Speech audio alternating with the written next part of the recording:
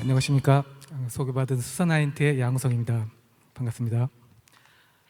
파스 분과에서는 사실 저희 수사나인티에 대해서 이름을 잘 모르시는 분들이 많을 텐데요. 저희는 사실 파스 업체라기보다는 보안 업체입니다. 주로 네트워크 보안을 하고 있고요. 파스라든지 클라우드 안에서도 이제 네트워크 보안이 필요하지 않을까. 그리고 또 우리가 만들고 있는 지금 통합 네트워크 보안 서비스 플랫폼 자체가 클라우드 네이티브 기반의 어떤 파스 형태를, 보안 파스 형태를 띠고 있기 때문에 이번 자리를 통해서 클라우드 통합 네트워크 보안 서비스 플랫폼인 이프리즘엑스를 소개드리려고 합니다. 네, 발표 순서는 일단 가장 기본적으로 이제 네트워크 보안이라든지 클라우드 네트워크 보안에 대해서 전반적으로 말씀을 드리고 통합 네트워크 보안 서비스 플랫폼에 대해서 설명을 드리도록 하겠습니다. 네트워크 보안은 기본적으로 일단 기업 자산이 있고 그거를 탈취하려는 이 공격자가 있을 때 이걸 어떤 단계에서 어떻게 방어를 할 거냐, 이게 이제 핵심이 되겠죠. 보통 기업 자산으로서는 유출되면 안 되는 것들, 중요한 개인 정보라든지 이런 것들이 주로 되겠고요. 또는 기업 자산을 망가뜨리면 돈이 되는 것들, 랜섬웨어 공격이라든지 뭐 이런 부분들이 들어오게 됩니다.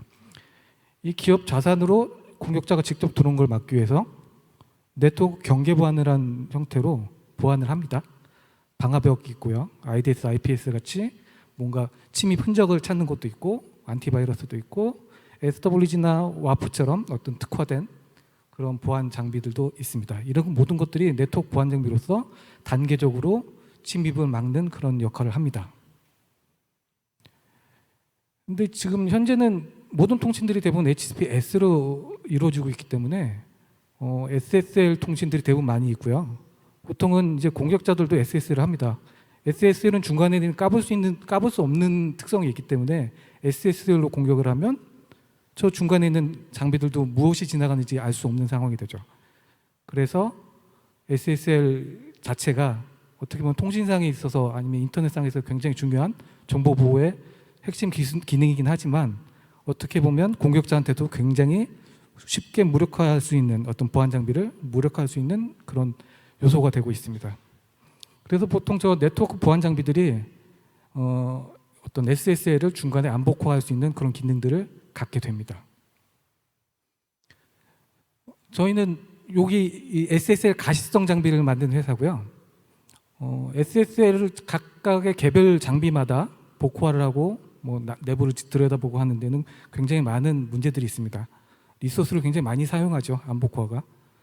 그런 데다가 보안 기능을 더 많이 해야 되는데 그런 데다 리소스를 많이 사용하기 때문에 개별 장비들이 사실 이런 SSL을 까보고 뭐 다시 내부를 보고 뭐 이런 다시 복화를 하고 이런 것을 하는 것보다는 한 장비가 복화를 해서 전체적으로 보여주고 그리고 그것들을 통해서 보안 집행을 하는 이런 식이 보통 일반적인 네트워크 보안이 되겠고요. 보통 그림처럼 어떤 중간에 그러니까 복화 장비가 있고 사용자와 서버 사이에 들어간 네트워크들을 중간에 까봐서 모든 네트워크 보안 장비들이 뭔가 이상한 트래픽이 흘러다니진 않는지 가시성을 확보해주는 그런 기능들이 가장 중요한 네트워크 보안의 핵심이 되겠습니다. 근데 클라우드 보안의 특수성이 있죠. 여기 계신 분들은 당연히 다들 많이 아시겠지만 클라우드는 어떤 경계 보안이란 게 없습니다. 명확하게 보면. 그래서 항상 설명하기를 집에 이제 문이 여러 개가 있어서 지금 계속 어떤 단계적으로 보안을 하는 그 온프레미스 환경에 비해서 어떻게 보면 집에 그냥 번호키만 하나 딸랑 들어있고 그리고 누구나 그 번호만 알면 들어올 수 있는 그런 모습이라고 볼 수 있죠. 누구나 자원의 접근이 용이하고 또 클라우드는 누구나 막 이런 집들이 막 생겼다 없어졌다 막 이러니까 보통은 클라우드 보안하는 분들은 저렇게 책임 추적 모델로 가야 된다. 식별이나 인증, 인가, 로깅, 모니터링 이런 걸 강화해라. 뭐 이런 식으로 얘기가 돼서 보통 이제 이런 어떤 그 클라우드를 제대로 다 그러니까 뭐 제어를 하고 있느냐, 뭐 통제하고 있느냐 이런 걸 하기 위해서 뭐 CWPP라든지 뭐 CIEM이라든지 뭐 요즘엔 CNAPP라든지 그렇게 어떻게 보면 클라우드에 있는 권한 같은 것들을 계속 모니터링하고 최소화시키고 뭐 이런 용도로 많이 사용을 하고 있죠. 근데 문제는 이제 그것만으로 지금 이게 우리가 만드는 클라우드가 안전한 곳인가에 대한 얘기예요. 네트워크 보안이 필요하다는 얘기고요. 문제는 이제 가시성 확보입니다. 사실 아무리 보안을 뭐 해서 뭐 제대로 접근 권한을 최소화하고 잘 설계했다고 해도 어딘가에는 홀이 있을 수 있고 누군가는 다녀갈 수 있고 그것들을 어떻게 볼 것인가에 대한 가시성 확보의 이슈가 있고요. 그리고 그 자체로 이제 보안 강화, 진짜 문 하나 없이 그냥 번호키만 달고 지금 클라우드를 운영할 수가 있겠느냐에 대한 얘기고요. 가장 중요한 건 이제 보안 컴플라이언스 준수. 이게 정보 같은 경우는 특히나 공공기관 같은 경우에는 컴플라이언스가 굉장히 많죠. 특히나 그 정보 같은 경우에도 이렇게 중요한 정보나 이런 것들을 담벼락 하나 없는 어떤 컨테이너 아니면 클라우드 그 집 하나에다가 담고 싶지는 않거든요. 그래서 요즘에 그러니까 디지털 정보에서도 디플정에서도 얘기하는 그런 어떤 AI를 위한 학습을 위한 데이터 어떻게 보호할 것인가 뭐 이런 이슈에서도 동일하게 이렇게 보안 컴플라이언스를 항상 생각하기 때문에 되게 중요한 정보들은 그냥 프라이빗으로 갈 수밖에 없어. 정부가 운영하는 거기에서만 하는 거고 PPP 같은 아까 어떤 분이 말씀을 하셨는데 PPP 같은 데에서만 다룰 수 있어. 뭐 이렇게 레벨을 좀 나누고 있거든요. 그것들이 아직까지는 클라우드를 믿을 수 없어라는 거에 좀 약간 그런 내용들이 깔려 있다고 생각을 합니다. 그러면 클라우드 네트워크 보안에 어떤 아까처럼 담벼락 같은 걸 만들 수 없느냐? 사실 프라이빗 클라우드는 당연히 가능하죠. 프라이빗 클라우드에 어차피 인터넷 구간이 들어오는 구간이 있고 어떤 물리적 보안 경계가 있기 때문에 아까 봤던 것처럼 보안 영역을 만들 수 있습니다. 어떻게 보면 지금 뭐 국가자원정보 전산관리원 같은 형태도 거대한 프라이빗 클라우드 같은 형태를 볼 수 있거든요. 그런 데들도 대부분 저런 장비들이 있고요. 그렇기 때문에 뭐 굉장히 중요한 데이터라든지 이런 것들을 그 밑에서 넣을 수 있어. 이런 식으로 지금 가고 있다고 생각을 합니다. 거기에 이제 비슷한 개념으로 이제 클라우드 쪽에 특히 퍼블릭 클라우드 쪽에서는 VPC라고 버추얼 프라이빗 클라우드를 대부분 제공을 하는데요. 이 VPC는 어떻게 보면 둘 다 프라이빗 클라우드인데 왜 정부나 아니면 모든 사람들이 VPC에 대해서는 신뢰가 부족한가? 이런 어떤 감시하고 네트워크 단위를 통제할 수 있는 장치가 흔하지 않았기 때문에 쉽지 않았기 때문이라고 생각합니다. 보시다시피 지금 아마도 이 VPC 안에는 웹 서버랑 뭐 DB 서버가 있는데 이게 보통 이제 와프 하나가 달려 있거든요. 웹 방화벽이 하나 달려 있어서 외부로 가는 것을 중간에 와프를 거쳐서 가게 하는 정도의 보안 정도로 하고 있습니다. 이렇게 와프 하나 갖고는 신뢰가 안 가요. 왜냐하면 모든 트래픽을 보는 것도 아니고 지금 뭐 DB로 접속하는 건 누가 볼 것이며 뭐 여러 가지 이슈가 있을 수 있겠죠.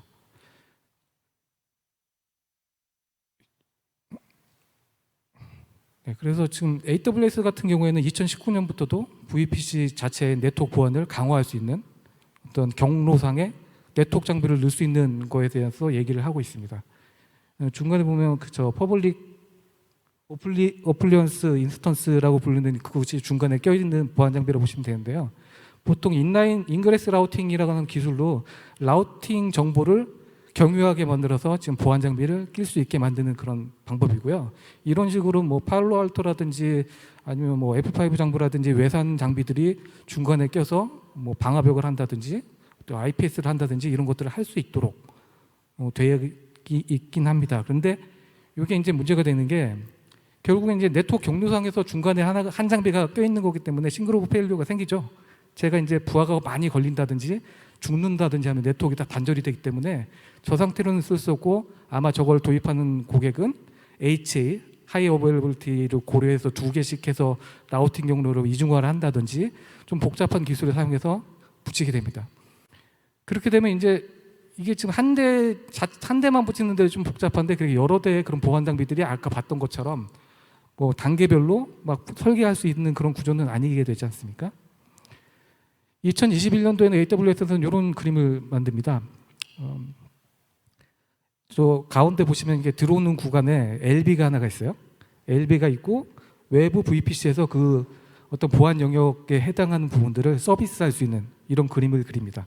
그러면 위에서 내려와서 1, 2번 지나서 3번에 뭐 제네바라는 별도의 터널링 프로토콜을 사용해서 보안 장비로 접근이 되고 거기서 다시 제네바로 다시 돌아와서 뭐 서비스라는 이런 형태가 되는데 보시기만 해도 좀 약간 복잡한 구조죠. 이거는 당연히 근데 LB가 있고 하기 때문에 죽었을 때 다른 걸로 뭐 바이패스를 한다든지 아니면 다른 장비가 부하 분산을 해서 더 많이 서비스를 한다든지 어떻게 보면 안정성이라든지 성능에 대한 그런 우려 같은 경우는 커버가 되는 반면 문제는 이제 저쪽 보안 회사 쪽에 있어요. 보안 장비들이 제네바라는 터널링 프로토콜을 지원하는 보안 회사들이 그렇게 많지가 않거든요. 그럼 그 많은 어떤 보안 영역에 해당하는 것들은 어떻게 처리할 것인가에 대한 문제가 남게 되죠.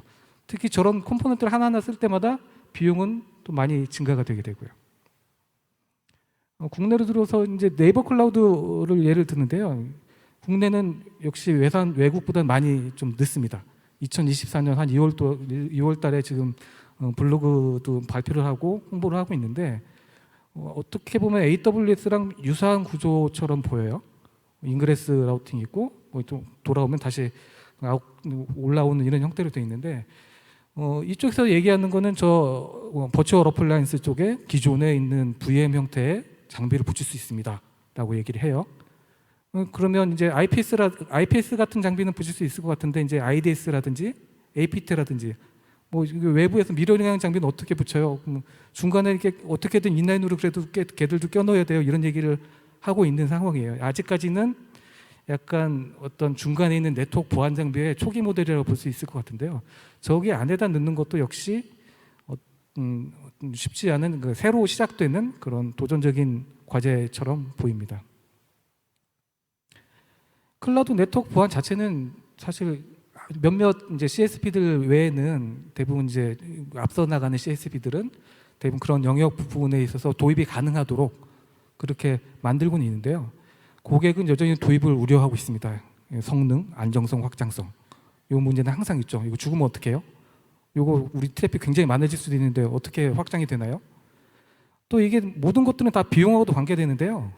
이런 것들을 처음부터 막 엄청나게 많은 네트워크 리소스가 아까 얘기했던 부하 분산 달고 막 그렇게 해서 서비스를 하면 돼요. 근데 비싸요. 그럼 비싼데 그럼 그만한 효과가 있느냐? 또 특히나 SSL 가시성 같은 게 없이 그냥 IPS만 딸랑 달면 보안이 될 것이냐? 그리고 얘네들이 뭐 그러니까 보안에 더 집중하려고 그러면 VM들을 막 달아야 되는데 그럼 VM들마다 뭐 CPU 4개씩 쓰고 막 이렇게 해서 하면 그 비용을 어떻게 감당할 거냐? 이런 여러 가지 이슈가 생기고요. 또 관리, 관제 이거 다 모든 보안 장비들 그 클라우드들에다 막 분산돼 있을 텐데 그것들을 다 어떻게 관리할 거야? 관제에다 맡기면 돈 들어. 뭐 이런 여러 가지 비용 대비 효과에 대한 우려가 생깁니다. 그래서 저희는 클라우드 통합 네트워크 보안 플랫폼을 만들려고 하고 있습니다. 이프리즘 X라고 지금 저희가 불렀는데요. 사실 저희 복화 장비 자체가 이프리즘이라는 이름을 갖고 있기 때문에 이거에 확장하는 개념으로 이프리즘 X라는 이름을 붙였고요. 목표는 온프레미스가 아닌 클라우드에서도 SSL 가시성이 포함된 고성능 통합 보안 장비를 만들 수 있는 플랫폼을 만들어 보자. 그리고 이것은 클라우드 네이티브 또는 클라우드가 적용 가능한 그런 모델이겠다가 목표가 되겠습니다. 이 기능으로는 이제 아까 봤던 여러 가지 이제 IPS라든지 SW라든지 이런 보안 요소들이 내부에나 외부에 있는 것에 대해서 최적화된 SSL 가시성을 제공하고 그리고 이런 어떤 보안 요소들이 저마다 다른 UI나 다른 CLI나 API를 사용하지 않고 어떤 공통된 OEM을 사용해서 순수하게 비즈니스 로직만 있으면 보안에 대한 비즈니스 로직만 있고 네트워크만 볼 수 있으면 어떤 보안 요소를 만들 수 있도록 만들어 보자.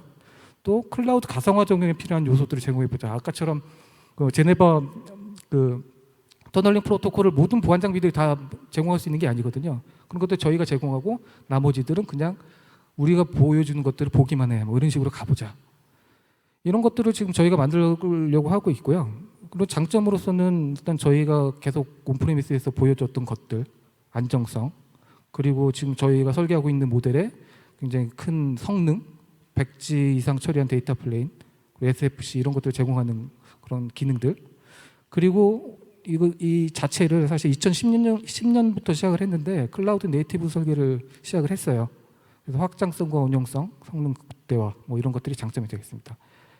그래서 이제 그림처럼 고성능 트래픽 분산 처리가 가능한 보안 플랫폼 개발. 그러니까 애초에 맨 왼쪽에 있는 것처럼 처음에 DPA랑 SSL 기능만 있는 갖고서 이제 SSL 복화 장비라고 팔았는데 이게 이제 그 안에 컨테이너 형태로 SWG라든지 아니면 DLP라든지 그런 다른 보안 요소가 들어갈 수도 있고 또는 분산해서 SSL 같은 경우는 성능이 많이 요구되니까 뭐 2대의 노드에서 돌고 뭐 이쪽 노드에서는 DPI가 돌고 이쪽 노드는 SW도 돌고 이런 어떤 지금 얘기하는 컨테이너 네이티브 같은 클라우드 네이티브 같은 형태의 확장이 가능한 모델을 만들어 보자. 또 지금 아래쪽을 보시면 사실 클라우드에서 현재 네트워크 보안 제품으로 VM들은 다 이렇게 올라와 있어요. 아까도 얘기했듯이 들어갈 수 있는 구간이 있기 때문에 VM들로 올라갈 수는 있는데 고객들은 이렇게 VM들을 여러 개 덕지덕지해서 하는 것들을 선호하지 않아요. 그래서 저런 것들이 컨테이너로 보안 요소들을 여러 개를 같이 한 VM이라든지 한 플랫폼에서 하게 하고 또는 이런 것들이 여러 노드에서 확장했을 때 아까 위에서 봤던 멀티노드 통합 보안 장비처럼 클라우드 네이티브한 형태로 스케일러블한 형태로 보안을 집행할 수 있는 그런 형태의 그림을 그리고 있습니다. 이게 2020년도에 초반에 그렸던 거고요. 이게 어느 정도의 테스트나 검증은 끝난 상태로 지금까지 쭉 이어져 오고 있습니다. 사용자에서 인터넷 가는 구간에 모든 요소들을 다 컨테이너 형태로 돼 있죠. 지금 보시면 검은색 부분이 지금 데이터 플레인, 데이터가 지나가는 요소인데요. 이 데이터가 네트워크 컨테이너를 지나가서 DPI 컨테이너로 지나가서 이게 보코화 대상이라고 보면 보코화 컨테이너 두 개를 보코화하고 암호화하고 이런 식으로 가게 되고요. 중간에 이제 보안 컨테이너들이 들어가서 데이터 플레인에 적용이 돼서 어떤 보안 영역을 집행하는 이런 형태의 구조가 되겠습니다. 그런 것들은 어떤 공통된 그런 관리 인터페이스를 제공하면서 뭐 통합 관리 툴 같은 것도 만들 수 있고 확장도 가능할 수 있는 그런 개념으로 설계가 되고 아까처럼 이 프리즘 X 클러스터를 여러 개 운영을 하면 수평적으로 확장도 할 수 있는 그런 그림으로 그려져 있습니다. 근데 이거 자체가 뭐 굉장히 지금 이 얘기는 들어보신 적도 없을 테니까 당연하겠지만 이게 성공적이지 않았어요. 2020년부터 시작을 했는데도 불구하고 문제는 뭐냐면 저 컨테이너를 보안 요소를 컨테이너로 만들 수 있는 그런 인식 아니 기술 자체가 아직 그때까지만 해도 무르익지 않았습니다. 클라우드 네이티브 자체가 활성화된 게 그렇게 우리나라에서는 오래되지 않았기 때문에요. 그래서 저희는 일단은 이 그림의 모델을 만들어 두고서 사실 내부적인 어떤 검증 절차에 들어갑니다. 쿠버네티스는 사실 좀 무거운 거니까 떼어내고 이제 컨테이너를 갖고 와프라는 그러니까 웹방화벽 이런 것들을 한번 만들어 보자. 우리가 나머지 플랫폼에 대한 것들은 이미 돼 있는 게 있으니까 컨테이너로 구성을 하고 그리고 와프는 말 그대로 와프 프락시라는 어떤 트래픽을 보고 모니터링하는 놈만 컨테이너로 들어오고 그리고 이것들을 전체적으로 해서 뭐 보안 인증까지 받아보자. CC 인증이라는 건 이제 저희 보안 회사에서는 얘는 공공기관에 팔아도 되라는 굉장히 중요한 인증이고요. 이런 형태로 저희가 CC 인증 EA4 가장 높은 기능을 받았습니다.